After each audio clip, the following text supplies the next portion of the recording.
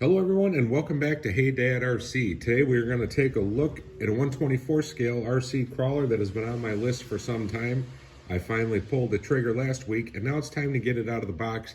We're talking about Hyboxing's 124 scale Devastator.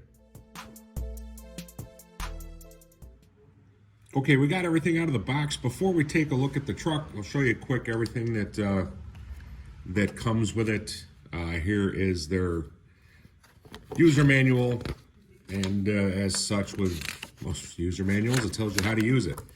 There are parts descriptions, nice color photos with part numbers, always nice. Hyboxing always does a good job with that.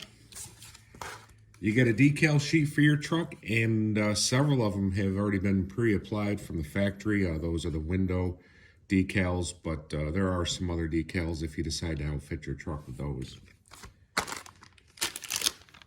Standard USB LiPo charger, and the other thing is the radio.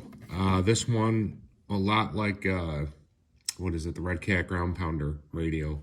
It gives you steering adjustments, throttle trim, and steering and throttle reversing as well. And as you see, this truck is a four-wheel drive, four-wheel steer unit, just like the Ground Pounder.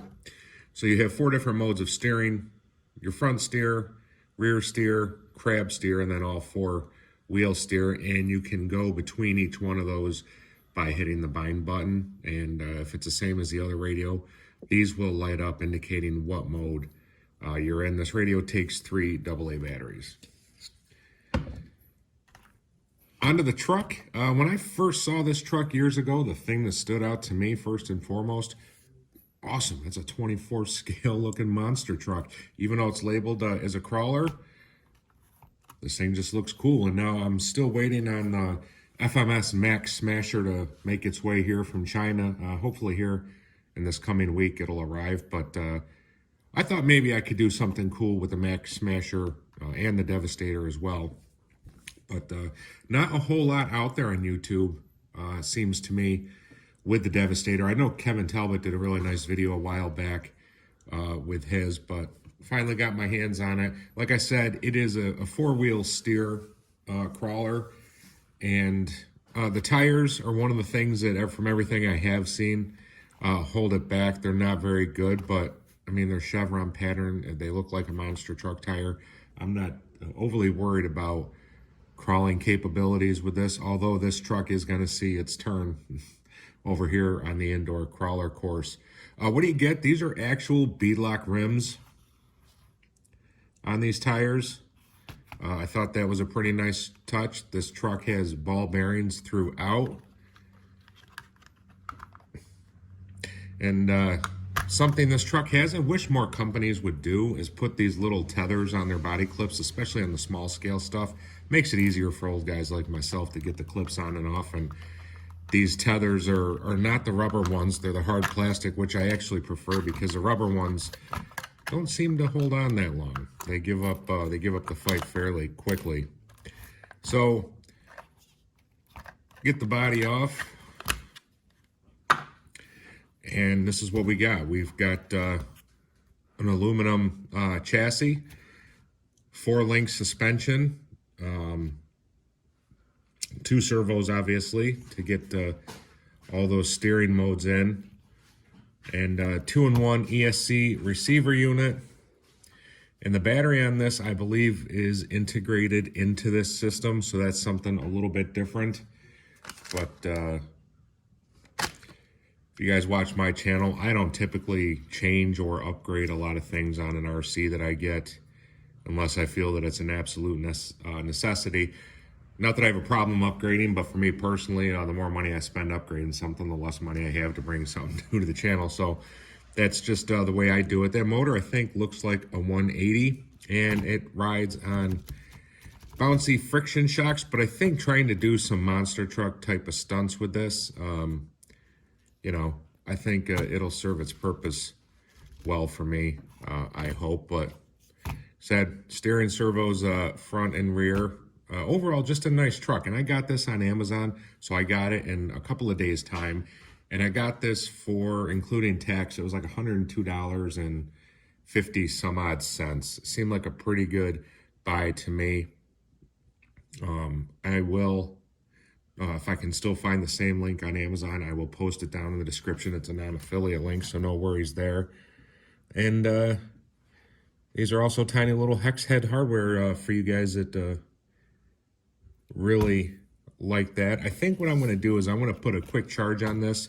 I might do just a little quick run here, and then we'll call this video good.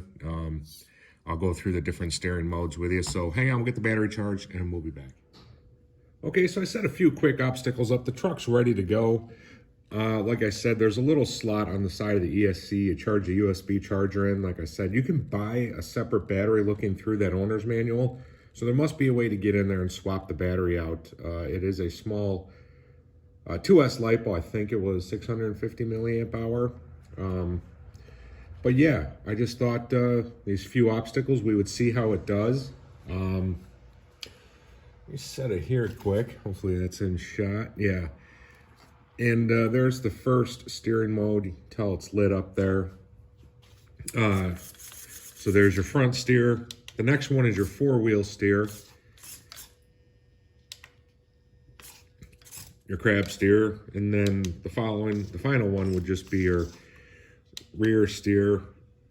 For me, using this four-wheel steer, for me personally, is going to be the way to go. This thing is a crawler, so it is not fast whatsoever. So I don't know how much in conjunction I'll be able to use this with the Max Smasher, but you know, we'll see. And like I said, what I have seen about this little crawler, the tires really kind of hinder it. I've seen people put on some better tires, and it makes a world of difference, and it's a pretty good little crawler. But for me, a lot of this is the look of the truck. Those tires, I like it.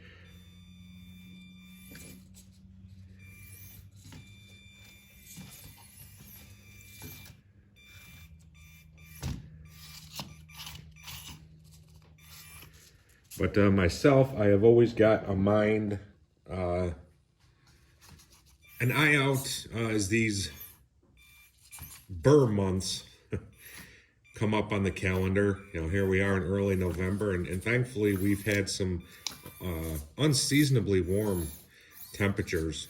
I'm out here in the garage on, what is this, the 5th, the 6th? In shorts and a t-shirt. I mean, it's in the 60s, it's gorgeous. And typically by this time of the year, we've already had some measurable snow. So it's not breaking my heart that hasn't happened yet, but those days are coming. And the older I get, the less I want to be outside in the cold or in the wet. So I always got an eye to small rigs like this time of the year that fun can be had indoors. Where you're comfortable and warm and dry.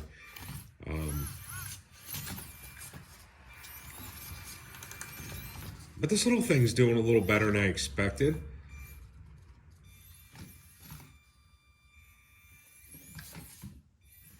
I didn't expect it to do that well over these, and not like this is terribly difficult terrain to try and roll over, but there's not a ton of ground clearance on these, but the low end throttle modulation is pretty good.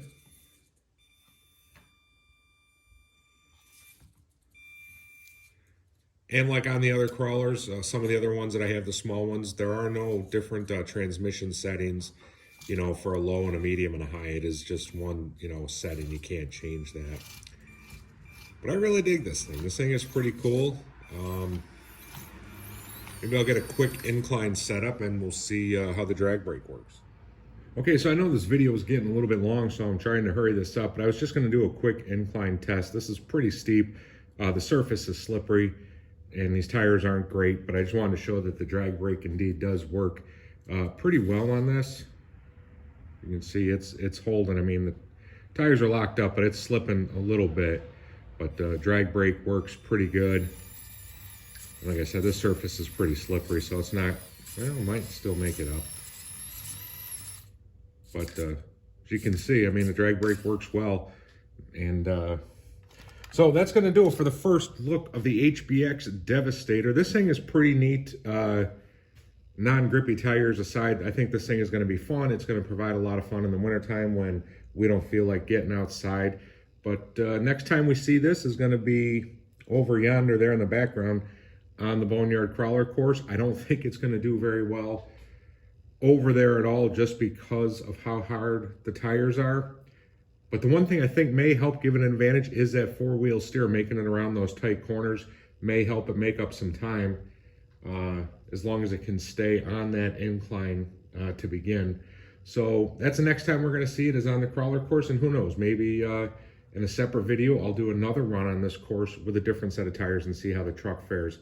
Guys, as always, thanks for taking some time out of your day to check out my videos. That always means a lot to me. And until next time, everybody stay safe. We'll see you around.